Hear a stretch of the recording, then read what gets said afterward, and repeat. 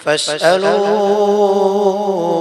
أهل الذكر إن كنتم لا تعلمون۔ انسان کو اللہ تبارک و تعالیٰ نے دنیا کے اندر بھیجا ہے، اور دنیا کو اللہ تبارک و تعالیٰ نے دارالاسباب بنایا ہے، یعنی انسان کا اور پوری دنیا کا جو نظام جو ہے وہ اسباب کے تحت چلتا ہے۔ انہی اسباب کے اندر جو ہے اللہ تبارک و تعالیٰ نے مال جو انسان کے لیے رکھا ہے، یہ بہت بڑی نعمت ہے۔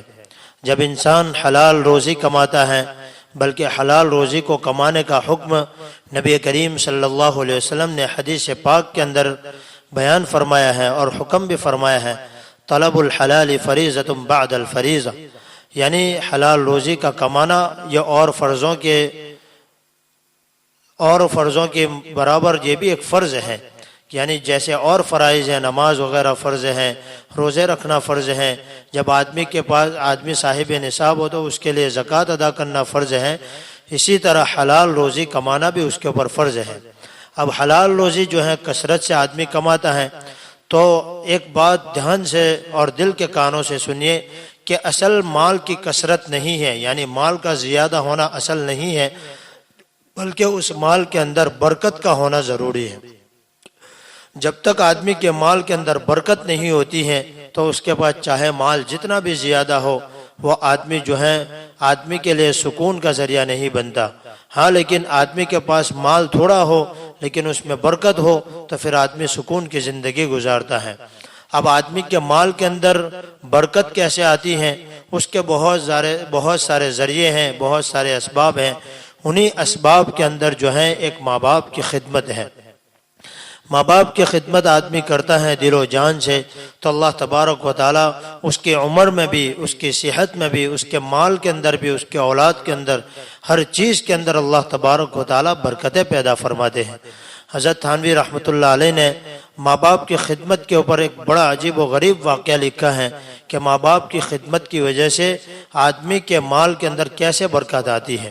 چنانچہ حضرت فرماتے ہیں کہ ایک مرتبہ جو ہے چند بیٹوں نے جو ہے ماں باپ کی جائیداد کی تقسیم کی جو ہے ان کے درمیان میں مشورہ ہوا، تو اس کے اندر ایک سمجھدار ان کا بیٹا تھا۔ انہوں نے کہا باقی بھائیوں سے کہ بھائی ماں باپ کی تمام جائیداد میں آپ کے سپرد کرتا ہوں، آپ مجھے میرے والدین کی جو ہے خدمت میرے سپرد کر دیں۔ یعنی گویا کہ اس نے سودا کر لیا، ماں باپ کی تمام جائیداد دوسرے بھائیوں کو دے دی اور ماں باپ کی خدمت اس نے اپنے ذمہ داری میں لے لی۔ کچھ وقت گزرا، ماں باپ کا انتقال ہو گیا۔ وہ آدمی کیا دیکھتا ہے، ایک دن خواب کے اندر کوئی آدمی اس کو کہہ رہا ہے کہ فلاں جگہ کے اوپر پتھر کے نیچے 100 دینار رکھے ہیں، آپ جا کر لے لو، وہ آپ کے لیے ہیں، موقع اچھا ہے، آپ اس کو لے لو۔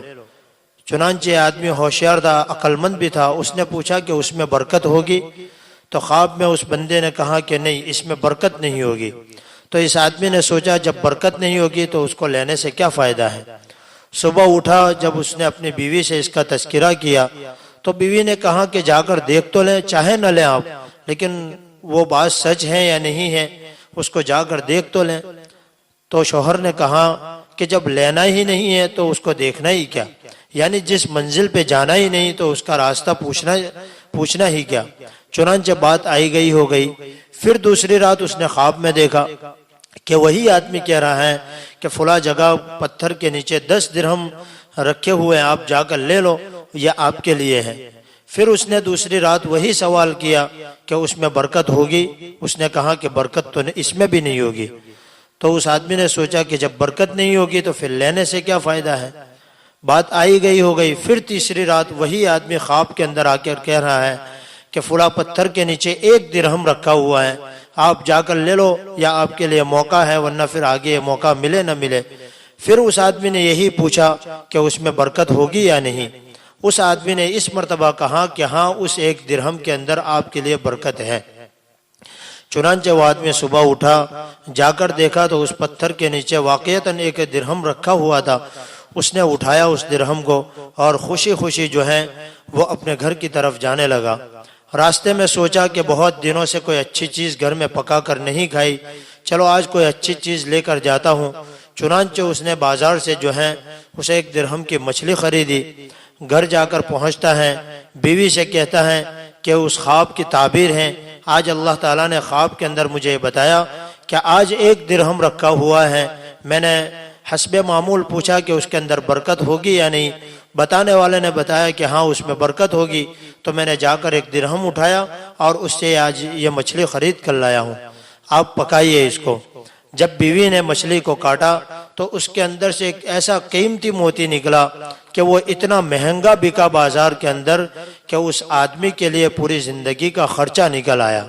تو اس کو کہتے ہیں اللہ تبارک و تعالیٰ کی خفیہ تدبیر، کہ اللہ تبارک و تعالیٰ بندے کے لیے ماں باپ کی خدمت کے اوپر ایسی جگہ سے روزی کے اور اس کے اندر برکت کے راستے نکالتا ہے کہ آدمی کا گمان بھی نہیں جاتا۔